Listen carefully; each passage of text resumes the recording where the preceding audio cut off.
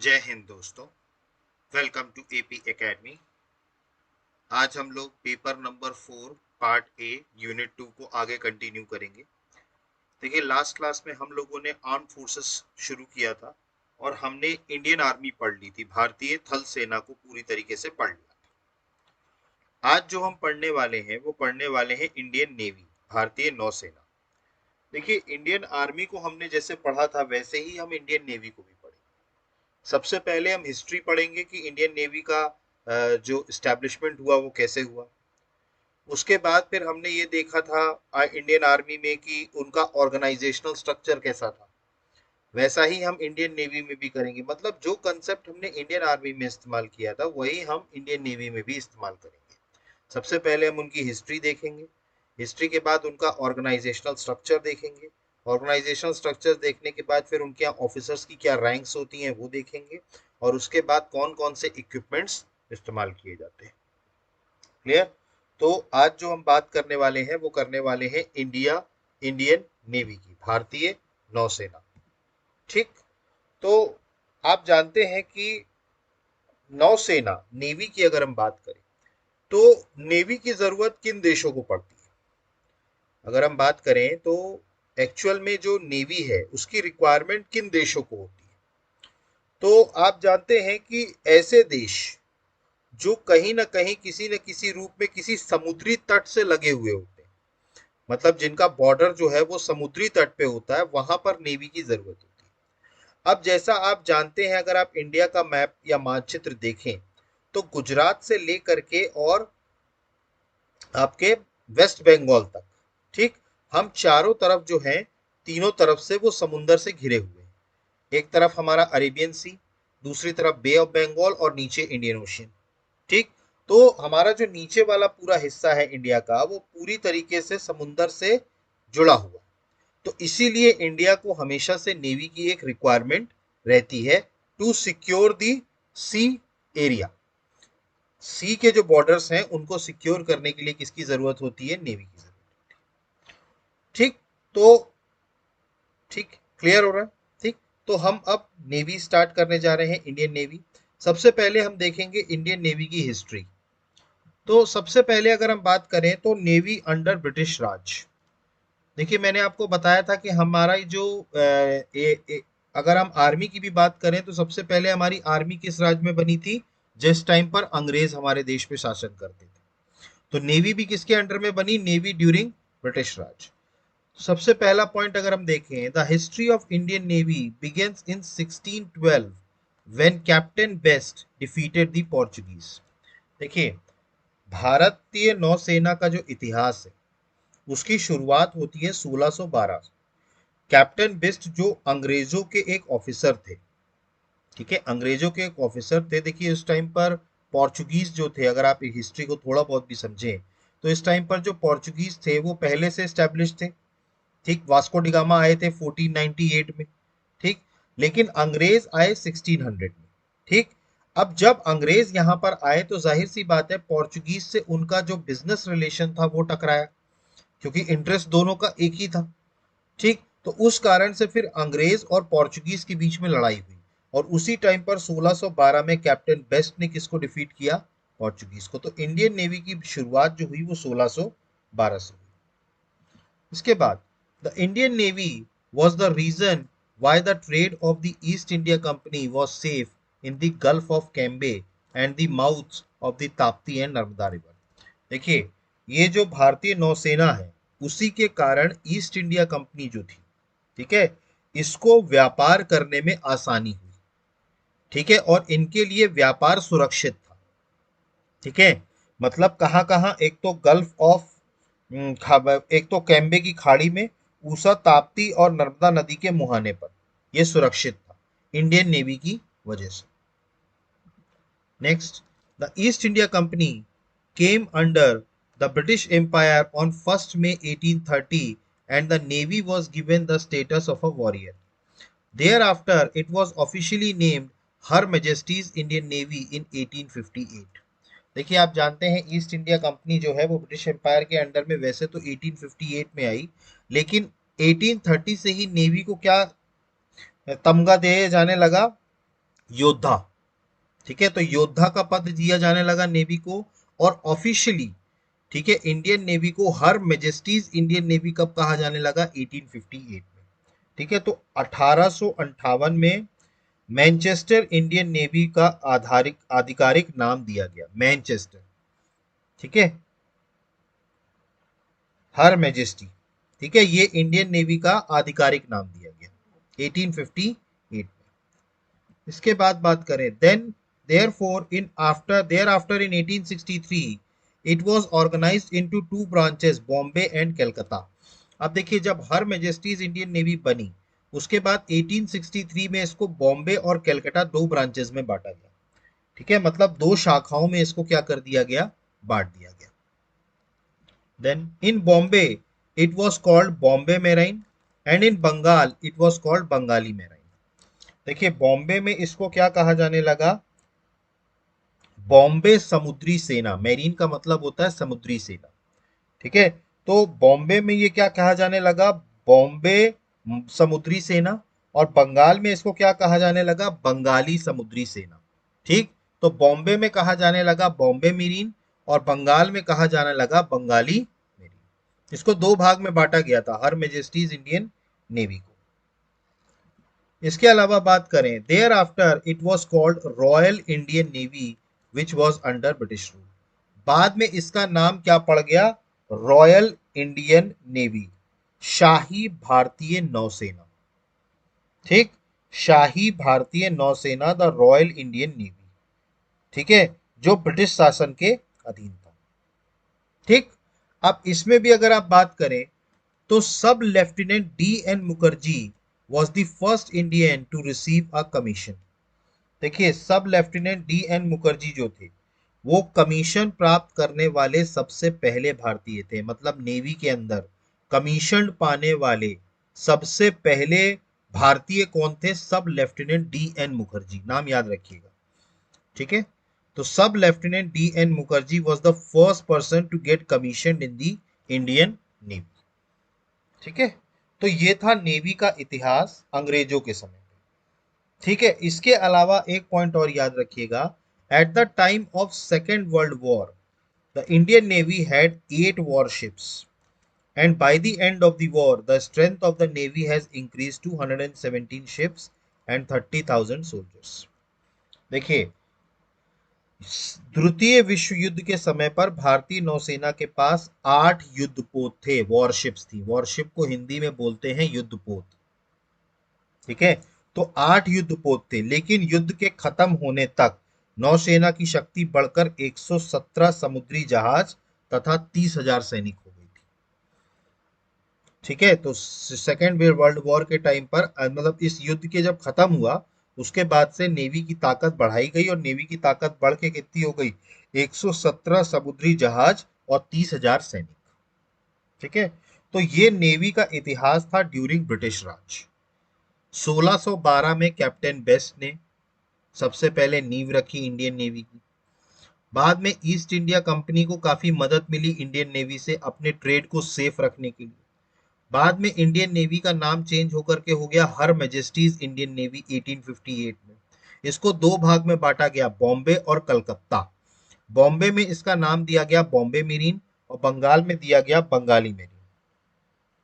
ठीक, मतलब बॉम्बे समुद्री सेना और बंगाली समुद्री सेना।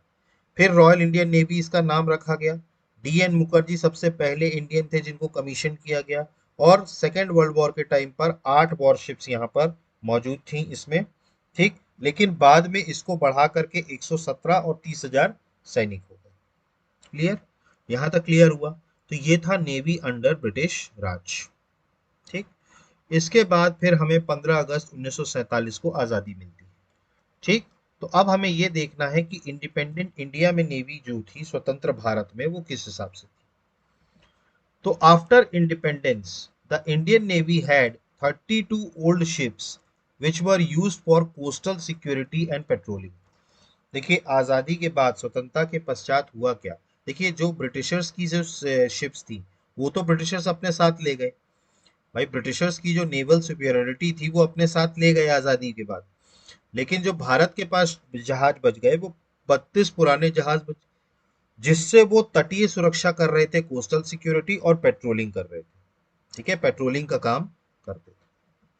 इसके अलावा बात करें, after the partition on 15 August 1947 the Indian navy fleet was divided equally between India and Pakistan. देखिए, अब 15 अगस्त 1947 को जब बंटवारा हुआ, ठीक, तो भारतीय नौसेना का जो बेड़ा था, देखिए फ्लीट को हिंदी में बोलते हैं बेड़ा। ठीक है, फ्लीट को हिंदी में क्या बोलते हैं? बेड़ा। तो भारतीय नौसेना का जो बेड़ा था उसको दो भाग में बांट दिया गया, भारत और पाकिस्तान, और दोनों के बीच में बराबर बराबर बांटा गया। ठीक है, तो पार्टीशन के समय पर 15 अगस्त 1947 को भारतीय नौसेना के बेड़े, ठीक है, फ्लीट जो थे उनको दो भाग में डिवाइड कर दिया गया, इंडिया और पाकिस्तान। इसके बाद बात करें, the first action of Indian navy was to liberate Goa from the Portuguese in 1961। देखिए, अंग्रेज तो 1947 में चले गए थे, लेकिन पोर्चुगीज जो गोवा में रह रहे थे, उन्होंने 1961 तक भारत नहीं छोड़ा। बाद में 1961 में पुलिस एक्शन और नेवी की मदद से गोवा से पोर्चुगीजों को भगाया गया। ठीक है, तो पुर्तगालियों से आजादी दिलवाई गई 1961 में। ठीक है, तो पहला एक्शन था वो इंडियन नेवी का। इसके बाद बात करें, the navy also had a limited role in the Indo China war 1962। देखिए, भारत और चाइना का जो युद्ध हुआ था उसमें भी नेवी का रोल जो था वो बहुत लिमिटेड था, क्योंकि बेसिकली जो लड़ाई हुई थी वो अरुणाचल प्रदेश और आपके क्या कहते हैं, जम्मू एंड कश्मीर वाले रीजन में हुई थी। बेसिकली जो लड़ाई हुई थी चाइना से वो जम्मू एंड कश्मीर वाला रीजन जो था और अरुणाचल प्रदेश वाला रीजन। तो यहाँ पर हमारी इंडियन नेवी का कोई ऐसा जैसा रोल था नहीं, क्योंकि दोनों तरफ क्या था, हमारा लैंड बॉर्डर्स थे। ठीक है, तो इनका कोई बहुत ज्यादा रोल नहीं था। इसके बाद बात करें, the navy played an important role in patrolling the coastal area in the Indo Pak war 1965। देखिए, भारत और पाकिस्तान के युद्ध में इंडियन नेवी का बहुत इंपॉर्टेंट रोल प्ले हुआ। ठीक है, 1965 में पेट्रोलिंग करने के लिए कोस्टल एरिया को, तटीय इलाकों को।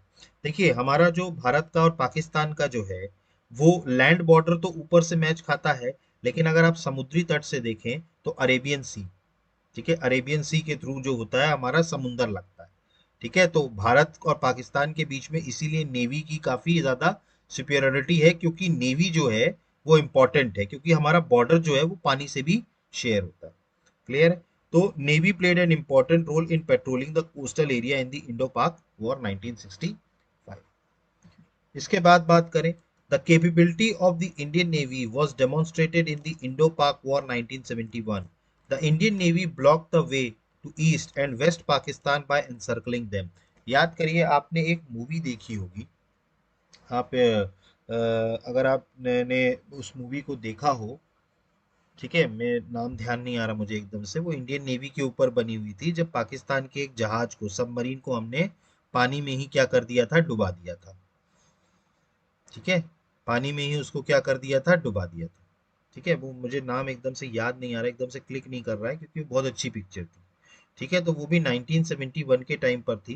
देखिए, इंडिया का जो ये एरिया था ना, जो आज का बांग्लादेश है, अगर आप बात करें, ये इंडिया है, ये बांग्लादेश है और ये पाकिस्तान है। ठीक है, 1971 के पहले ये ईस्ट पाकिस्तान हुआ करता था। 1971 के पहले ये क्या होता था, पाकिस्तान का पार्ट होता था, पूर्वी पाकिस्तान होता था, और इसको वेस्ट पाकिस्तान कहते थे, इस तरफ वाले को। तो जब यहाँ पर पाकिस्तानी फोर्सेस का बहुत ज्यादा जो ये, चूंकि यहाँ पर लोग क्या होने लगे थे, लोग यहाँ पर भड़कने लगे थे पाकिस्तान से, और वो आजादी चाहते थे। लेकिन पाकिस्तानी जो लोग थे, पाकिस्तानी जो आर्मी थी, वो इनके ऊपर अत्याचार कर रही थी। तो ये जो एरिया था पूरा, ठीक है, पाकिस्तान को मदद पहुंचाना बहुत मुश्किल हो रहा था वेस्ट से ईस्ट की तरफ, क्योंकि लैंड बॉर्डर से तो वो पहुंचा नहीं सकते थे, क्योंकि भारत से लैंड बॉर्डर निकलता है। बाय एयर वो पहुंचा नहीं सकते थे, क्योंकि इंडियन एयर स्पेस में एंटर करना पड़ेगा। तो उनके पास ये जो रास्ता था, ये समुद्री रास्ता था। ये याद करिए, ये अरेबियन सी है, ये बे ऑफ बंगाल है, ठीक, ये इंडियन ओशियन है नीचे। ठीक, तो इनके लिए जो रास्ता था वो यहाँ से लेकर के और यहाँ तक पहुंचने का था, लेकिन इस पूरे रास्ते को ब्लॉक किसने किया था, इंडियन नेवी ने किया था। ठीक, यहाँ पर आता है विशाखापट्टनम, पोर्ट जो है भारत का, कौन सा है, विशाखापट्टनम। ठीक, तो इस पूरे एरिया को ब्लॉक कर दिया था। तो इंडियन नेवी की कैपेबिलिटी वहीं पर सबसे ज्यादा डेमोन्स्ट्रेट हुई थी। ठीक, पिक्चर का नाम मुझे अभी भी ध्यान नहीं आ रहा है। ठीक है, एक बार मैं आपको बता दूंगा, पिक्चर देखिएगा, बहुत अच्छी पिक्चर है। ठीक है, इसमें इंडियन नेवी की एक सबमरीन जो होती है वो गाजी नाम की पाकिस्तान की सबमरीन को पानी में ही डुबा देती है। ठीक है, इसके बाद बात करें, ये देखिए आगे, Pakistan largest submarine PNS Ghazi was sunk in Visakhapatnam on 4 December 1971 during Operation Trident. A minesweeper, a destroyer and a ship carrying ammunition were sunk in the Indian naval attack on Karachi. ठीक है, देखिए पाकिस्तान की जो सबसे बड़ी पनडुब्बी थी PNS गाजी, उसको विशाखापट्टनम में डुबा दिया गया था। ठीक है, ये पीएनएस गाजी निकली थी भारत के ये रास्ते से निकलते हुए ईस्ट पाकिस्तान में सहायता पहुंचाने के लिए। ठीक है, लेकिन ऑपरेशन ट्राइडेंट हुआ और भारत इस लार्जेस्ट सबमरीन को क्या कर दिया था, डुबा दिया था। ठीक है, हाँ, पिक्चर का नाम है गाजी, गाजी अटैक। पिक्चर का नाम देखिएगा, द गाजी अटैक। ठीक, अब याद आ गया मुझे, पिक्चर का नाम क्या है, द गाजी अटैक। उस पिक्चर को देखिएगा, इसमें बहुत अच्छी पिक्चर है ये। ठीक है, तो इसमें ऑपरेशन ट्राइडेंट के तहत क्या कर दिया गया था, पूरी तरीके से डिस्ट्रॉय कर दिया था। ठीक, इसके अलावा बात करें, many destroyers and all storage tanks stationed in Karachi port were also destroyed. For this 4 December is celebrated as navy day. अब देखिए 4 दिसंबर को क्या किया गया, बहुत सारे शिप कैरिंग एम्यूनिशन जो थे उनको डुबाया गया कराची में। ठीक है, कराची में डुबाया गया। देखिए कराची पाकिस्तान का सबसे इंपॉर्टेंट पोर्ट। ठीक है, तो कराची पोर्ट पे इतने सारे डिस्ट्रॉय किए गए ऑल स्टोरेज टैंक्स। ठीक है, मतलब तेल से जो भंडार थे, तेल के टैंक के भंडार, उन सब चीजों को क्या कर दिया गया, डुबा दिया गया। इसी कारण से 4 दिसंबर को, क्योंकि 4 दिसंबर को ये सारी चीजें हुई थी, इसीलिए 4 दिसंबर को नौसेना दिवस मनाया जाता है। ठीक, कमेंट बॉक्स में बताइएगा आर्मी डे कब मनाया जाता है। मैंने पिछली क्लास में आपको बताया था आर्मी डे। ठीक है, तो आर्मी डे कब मनाया जाता है, कमेंट बॉक्स में मेंशन कीजिएगा। ठीक, तो 4 दिसंबर को क्या सेलिब्रेट किया जाता है, नेवी डे। समझ में आया आपको।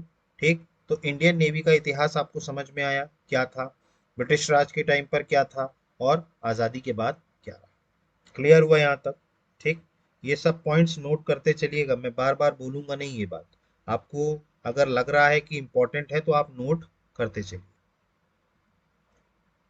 इसके बाद बात करें, what are the role and responsibilities of the navy. देखिए, अब नेवी की भूमिका या जिम्मेदारियां क्या क्या है।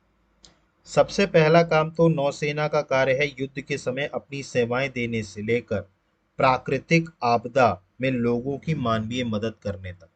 मतलब कि एक तो सबसे पहली बात, युद्ध के समय में अपनी सर्विसेज देना, और अगर कहीं पर आपदा आती है तो लोगों की सुरक्षा करना। नेचुरल डिजास्टर के समय पर कहीं पर भी कोई आपदा आती है तो उस टाइम पर नेवी के भी ऑफिसर्स या नेवी के भी जो सैनिक होते हैं वो भी क्या करते हैं, लोगों को राहत बचाव कार्य में मदद करते हैं। चार मेन रोल्स होते हैं नेवी के, चार मेन भूमिकाएं होती हैं नेवी की। सबसे पहला होता है ड्यूरिंग मिलिट्री। ठीक है, मतलब सेना के रूप में। In this area the navy uses it's power against the enemies army territory and trade and protects it's territorial army and trade. देखिए इस समय पर क्या होता है, इस क्षेत्र में नौसेना जो है, ठीक है, अगर हम नौसेना की बात करें तो वो अपनी शक्ति का प्रयोग दुश्मन की सेना उसके क्षेत्र और व्यापार पर करते के विरुद्ध करती है। ठीक है, तथा अपने क्षेत्र सेना व व्यापार की रक्षा करती है। ठीक है, क्योंकि देखिए व्यापार जो होता है वो बेसिकली अपने समुद्री रास्ते से ही होता है। आप देखें, अगर आप नोटिस करें तो बड़े बड़े जहाज, ठीक है, तो व्यापार जो एक्चुअल में जो होता है वो नेवी के ही थ्रू होता है। तो अपने चीजों को प्रोटेक्ट करना, अपने एरिया को प्रोटेक्ट करना, ठीक है, अपने ट्रेड को प्रोटेक्ट करना, ये जिम्मेदारी किसकी होती है, नेवी की होती है। ठीक, इसके अलावा बात करें तो इसके अलावा और भी कार्य होते हैं। सबसे पहला कार्य होता है मॉनिटरिंग कोस्टल एरियाज। देखिए जितने भी तटीय एरिया हैं, ठीक है, उनको गार्ड करने का, उनको उनके ऊपर निगरानी रखने का काम तटीय क्षेत्रों में। ठीक है। इसके अलावा समुद्र में आक्रमण करना, मान लीजिए किसी ने आक्रमण कर दिया, ठीक है, तो उसका जवाब तो देना होगा, तो समुद्र पे आक्रमण कौन करेगा? नेवी करेगी। ठीक है। इसके अलावा बात करें एंटी सबमरीन एक्शंस, मान लीजिए किसी ने अपनी पनडुब्बी भेजी, जैसे पाकिस्तान ने भेजी थी आईएनएस गाजी, ठीक है, तो उसको टैकल किसने किया था? इंडियन नेवी ने किया था। ठीक है। तो जैसे ही कोई पनडुब्बी आएगी दुश्मन देश की हमारे जो इंडियन नेवल वाटर्स के पास, तो वहां पर कौन एक्शन लेगा? नेवी एक्शन लेगा। Taking action against terrestrial actions, देखिए जो टेरेस्ट्रियल मतलब जैसे अगर आप देखें तो एक्चुअली जो समुंदर का एरिया है ना, ठीक है, उसमें कुछ किलोमीटर तक का इंटरनेशनल कन्वेंशन है कि कुछ किलोमीटर तक के एरिया को उस पर्टिकुलर देश का वाटर एरिया माना जाएगा। ठीक। जैसे इंडिया का भी अपना एक नेवल वाटर एरिया है, ठीक है, एक पर्टिकुलर किलोमीटर तक भारत का वो समुद्र जो है उस पर भारत का अधिकार है। ठीक है। तो जब भी कभी कोई दुश्मन देश भारत के टेरिटोरियल वाटर्स तक आएगा, ठीक, तो उस पर एक्शन कौन लेगी? नेवी लेगी। ठीक। इसके अलावा हवाई हमला अगर होता है तो उस पर भी एक्शन कौन लेगा? नेवी लेगी। ठीक। इसके अलावा बात करें taking troops to the war zone information related actions, मतलब देखिए क्या होता है, सैनिकों को युद्ध क्षेत्र में ले जाना, भाई युद्ध क्षेत्र में ले जाने का काम भी कौन करती है? नेवी करती है। ठीक है। और सूचना संबंधी कार्रवाई ये भी कौन करेगी? नेवी करेगी। ठीक। तो नेवी का एज अ सेना के रूप में ये सारे काम होते हैं। ठीक। इसके बाद बात करते हैं डिप्लोमेटिक, कूटनीति। देखिए इंडियन नेवी की अगर हम बात करें, the navy works to provide assistance to in foreign policy from the point of view of diplomacy and to strengthen international friendship and cooperation. देखिए नौसेना का कूटनीति की दृष्टि से अगर हम बात करें तो विदेश नीति में सहायता प्रदान करने हेतु बनाने तथा अंतर्राष्ट्रीय मित्रता सहयोग मजबूत करने का कार्य करती है, मतलब इंटरनेशनल फ्रेंडशिप को स्ट्रेंथन करने का काम करती है। इसके अलावा फॉरेन पॉलिसी के रूप में उनकी सहायता करती है, विदेश नीति में सहायता प्रदान करती है। अब इसमें क्या क्या होता है? सबसे पहला तो होता है सागर में सैनिकों की नियुक्ति करना, deployment of troops at sea. ठीक। Showing the flag to Indian naval ships going abroad and visiting ports. देखिए क्या होता है कि जो इंडियन नेवल शिप्स जो होते हैं वो जब अब्रॉड जाते हैं तो वो भारत का झंडा लगाते हैं। आपने देखा हो जो समुद्र में जो नदियों में समुद्र में जो जहाज चलते हैं, ठीक है, तो वो भारत का झंडा लगाते हैं, ताकि दूर से जो भी देश जिस भी देश में वो व्यापार करने जा रहे हैं अब्रॉड, ठीक है, तो वहां से दूर से उनको समझ में आ जाए कि ये भारत का जहाज है। ठीक है। तो क्योंकि भारत का झंडा उसमें लगा होता है। फिर इसके अलावा बात करें hosting foreign ships visiting India.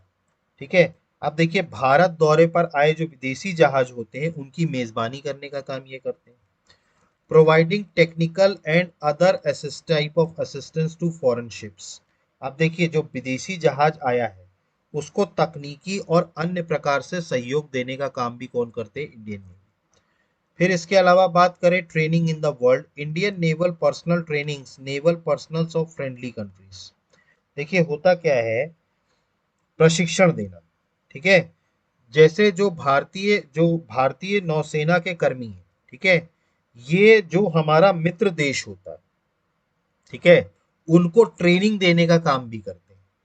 मतलब जैसे कोई हमारा मित्र देश है वो अगर हमसे ट्रेनिंग मांग रहा है कि भाई हमें भी नौसेना की ट्रेनिंग दीजिए, तो हमारे जो भारतीय नौसेना के कर्मी हैं वो मित्र देशों के, ठीक है, प्रशिक्षण देने का काम करते हैं। ठीक।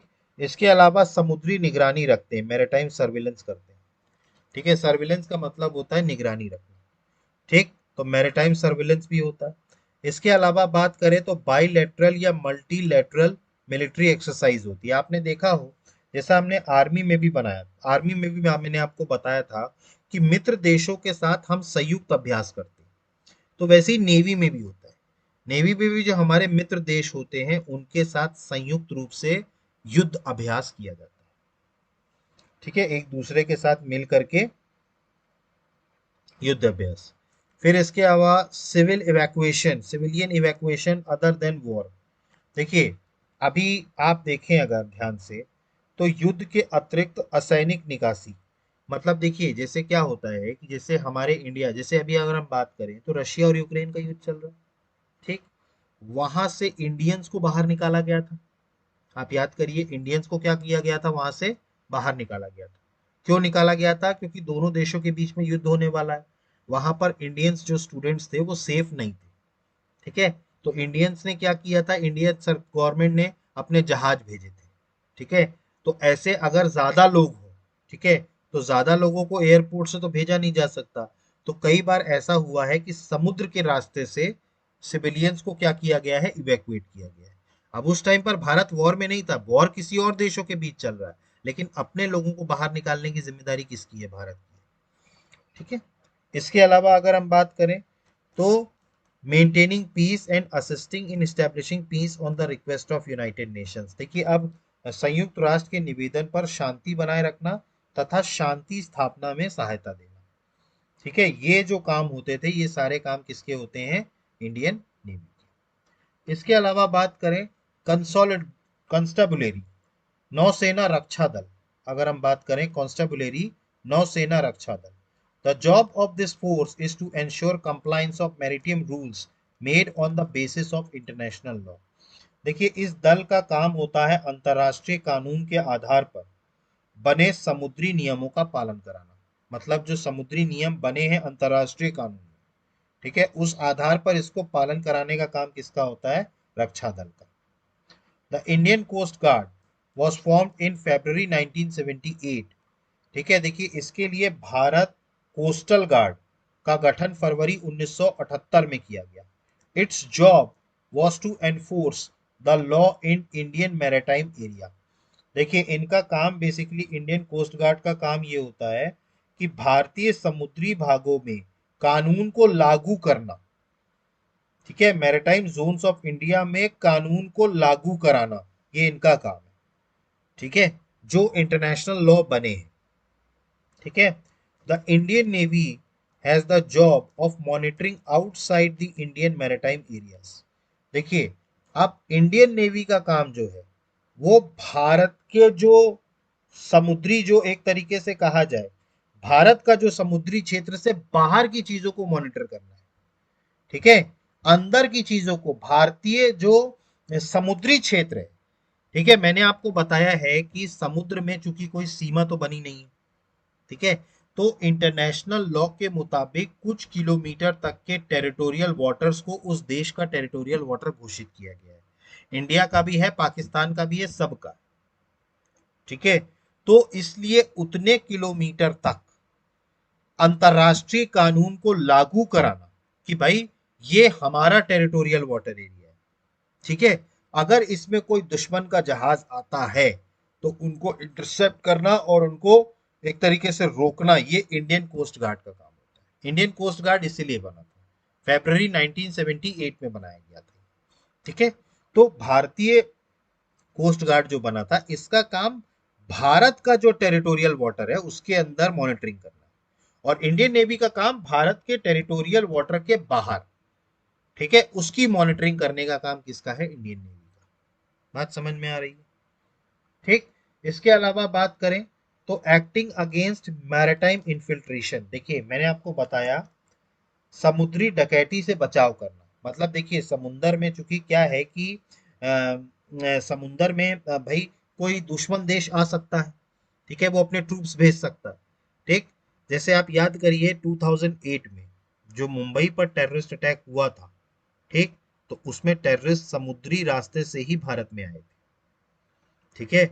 उस टाइम पर अगर हम बात करें तो इंडियन कोस्ट गार्ड की सबसे बड़ा फेलियर था ये, कि दुश्मन देश के आतंकवादी, ठीक, वो जहाज से भारत के तट तक आ गए बिना किसी चेकिंग के।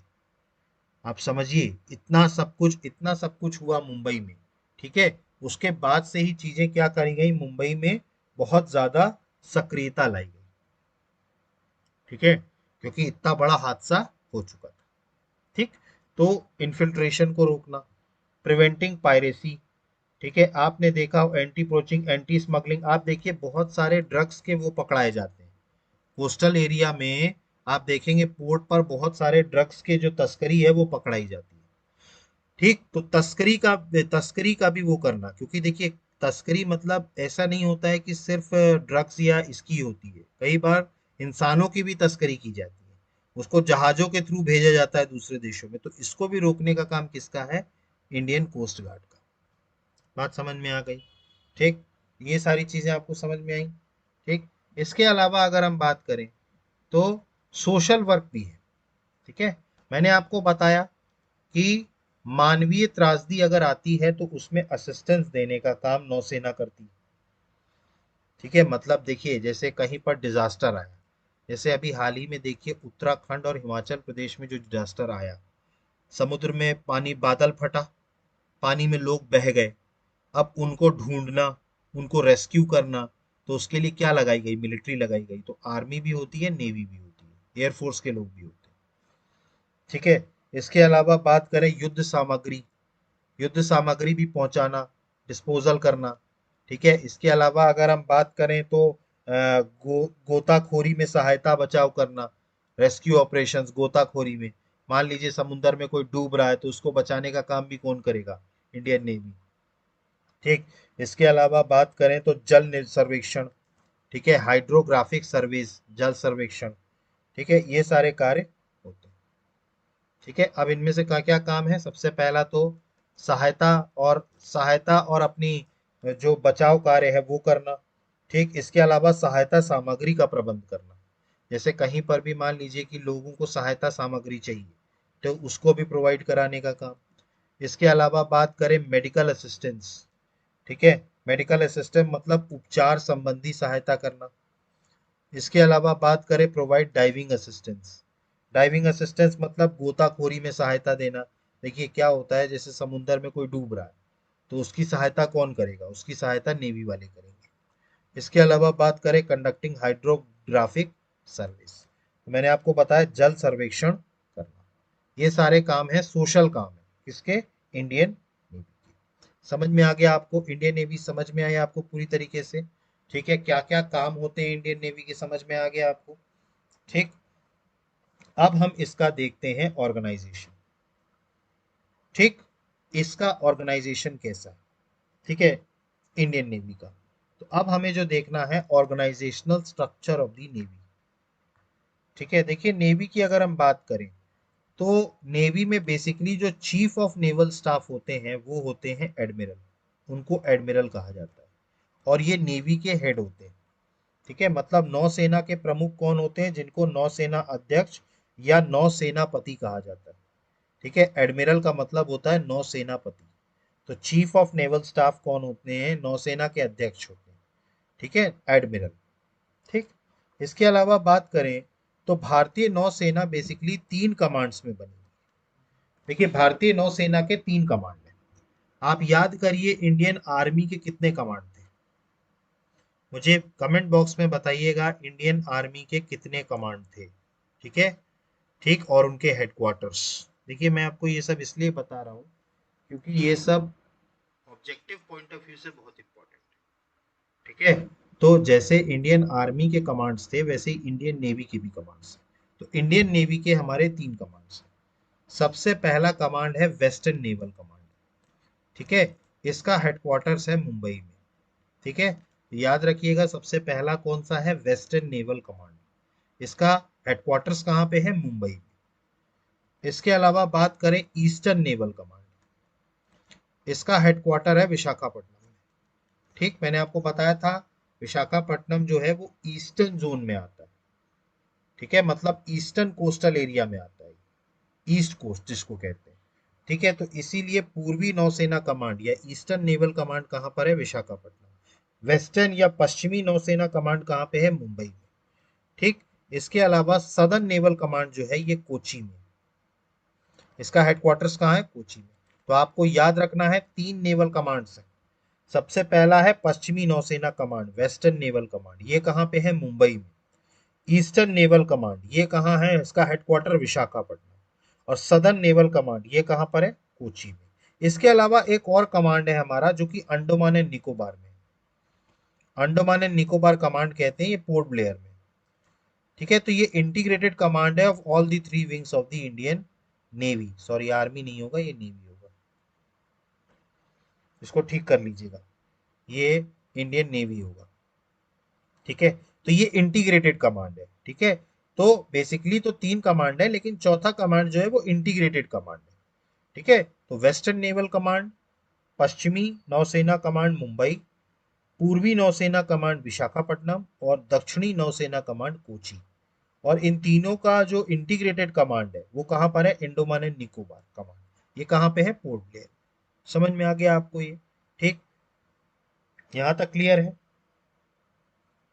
ठीक, तो ये इसका ऑर्गेनाइजेशनल स्ट्रक्चर था नेवी का। ठीक है, 3 ही कमांड है यहाँ पे, western naval command, eastern naval command और सदर्न नेवल कमांड। ठीक, अब यहां पर हम देख लेते हैं कि जो रैंक है, ठीक है, अब हम रैंक की बात कर लेते हैं कि इंडियन नेवी में जो रैंक है, ठीक है, वो कैसा है। ठीक, तो जैसा कि मैंने आपको बताया, मैंने जैसे आर्मी में बताया था, ठीक है, तो इसमें भी कमीशन्ड ऑफिसर्स होते हैं और जूनियर कमीशन्ड ऑफिसर्स, इसमें दो होते हैं। देखिए, उसमें नॉन कमीशन्ड थे। ठीक है, इसमें कौन कौन से होते हैं, एक तो कमीशन्ड ऑफिसर,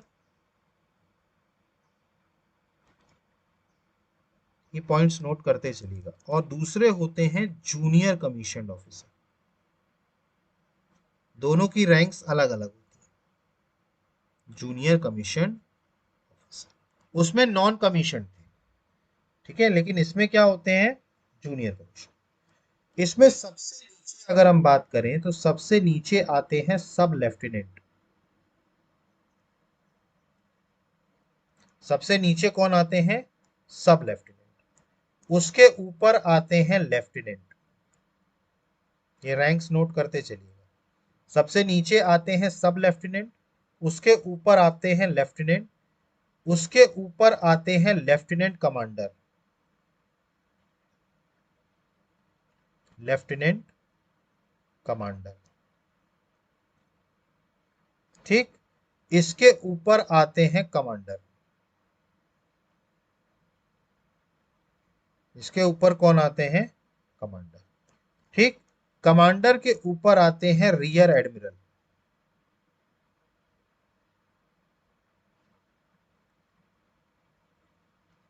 कौन आते हैं, रियर एडमिरल।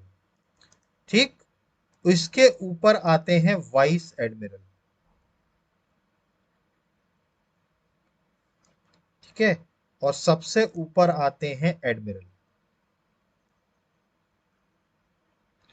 और इससे भी ऊपर एक पोस्ट होती है admiral of the ship, admiral of the ship. ठीक, तो ये रैंकिंग होती है कमीशन्ड ऑफिसर्स की। सबसे पहले होता है, सबसे नीचे होते हैं सब लेफ्टिनेंट, फिर होते हैं लेफ्टिनेंट, फिर होते हैं लेफ्टिनेंट कमांडर, ठीक, फिर होते हैं कमांडर, फिर होते हैं रियर एडमिरल, फिर वाइस एडमिरल, फिर एडमिरल और फिर एडमिरल ऑफ द शिप। ठीक है, तो ये रैंक किसकी थी, कमीशन्ड ऑफिसर्स की। अब जो जूनियर कमीशन्ड ऑफिसर्स होते हैं, ठीक है, उसमें सबसे नीचे अगर हम बात करें तो आते हैं लीडिंग सीमेन, लीडिंग सीमेन सबसे नीचे। इसके बाद इससे ऊपर आते हैं पेटी ऑफिसर, पेटी ऑफिसर। ठीक, इसके बाद इससे ऊपर आते हैं चीफ पेटी ऑफिसर। ये रैंक नोट करते जाइएगा। ठीक, तो सबसे पहले आते हैं लीडिंग सीमेन, फिर आते हैं पेटी ऑफिसर, फिर आते हैं चीफ पेटी ऑफिसर। ठीक है, इसके बाद आते हैं मास्टर चीफ पेटी officer second class, master chief पेटी ऑफिसर, ये सेकंड क्लास है। कौन से क्लास है, सेकंड क्लास। और इसके बाद ऊपर आते हैं मास्टर चीफ पेटी ऑफिसर फर्स्ट क्लास।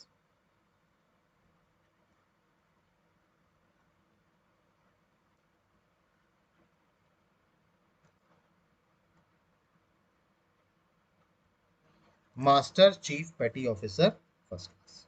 ठीक, तो ये रैंक स्ट्रक्चर था कमीशन ऑफिसर्स और जूनियर कमीशन ऑफिसर्स का।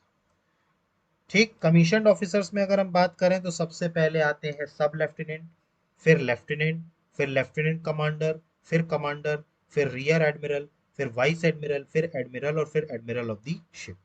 इसके बाद जूनियर कमीशन ऑफिसर्स की बात करें तो leading seaman, petty officer, chief petty officer, master chief petty officer second class and master chief petty officer first class. समझ में आ गया आपको? ये चीज क्लियर हुई? ठीक, तो रैंक स्ट्रक्चर आपको इंडियन नेवी का समझ में आ गया। ठीक, ये नोट कर लीजिएगा, सारे पॉइंट्स इंपॉर्टेंट है। इसके बाद अगला बात करें, अगला आता है what are the branches of the Indian navy. भारतीय नौसेना की शाखाएं कौन कौन सी हैं, branches of the Indian navy. सबसे पहले अगर हम बात करें नेवल एयर विंग, नौसेना हवाई शाखा। It includes MiG 29K jets and helicopters which operate from aircraft carrying ships। देखिए, इसके अंतर्गत सबसे पहली बात तो मिग 29 के जेट और हेलीकॉप्टर आते हैं जो हवाई जहाज लेकर चलने वाले जलपोतों से चलते हैं। मतलब जो एयरक्राफ्ट कैरिंग होती है ना, देखिए आपने देखा हो, हमारे आपने नाम सुना होगा एयरक्राफ्ट कैरियर। ठीक है, मतलब ऐसे समुद्री जहाज जो लड़ाकू विमान लेके चलते हैं, एयरक्राफ्ट कैरियर लेके चलते हैं। ठीक, एयरक्राफ्ट लेके चलते हैं। इसके अलावा बात करें कैमोक 31 is a ship which warns the naval fleet about danger. देखिए अब यहाँ पर एक जहाज है कैमोफ 31। ठीक है, ये नेवल फ्लीट को अगर हम बात करें तो नौसेना बेड़ों को खतरे की चेतावनी देता है। इसके अलावा बात करें तो Sea King KA-28 and submarine Dhruv are use for anti submarine role. देखिए अब सी किंग, इसके अलावा KA-28 और बात करें पनडुब्बी। ठीक है, पनडुब्बी कौन सी, ध्रुव, ये सब एंटी सबमरीन का रोल प्ले करती है। ठीक है, मतलब पनडुब्बी विरोधी भूमिका, मतलब किसी पनडुब्बी से अगर कोई देश मतलब अपनी सबमरीन से कुछ गलत करने का प्रयास कर रहा है तो उसको दूर करने का काम कौन करेंगे, ये करेंगे। फिर इसके बाद है Boeing P-8, Poseidon, Ilyushin 38 are use for maritime patrolling and reconnaissance work. देखिए अब मैरीटाइम में अगर हम बात करें तो समुद्री, उसमें अगर हम बात करें तो पेट्रोलिंग करनी है तो उसके लिए कौन कौन है, बोइंग P-8, पोजेडॉन और इल्यूजन। ठीक है, इसके अलावा टोही करने का कार्य करते हैं, रिकॉग्निशन वर्क। फिर इसके अलावा यूएवी के अंतर्गत अगर हम बात करें तो Heron and Searcher 2 etcetera which can be operated from ships and sea coast for surveillance. अब देखिए इसमें दो तरीके के यूएवी भी इस्तेमाल किए जाते हैं, हेरॉन तथा सर्चर 2। ठीक है, जो कि जहाज और सी कोस्ट से ऑपरेट होते हैं फॉर सर्वेलेंस, निगरानी रखने के लिए।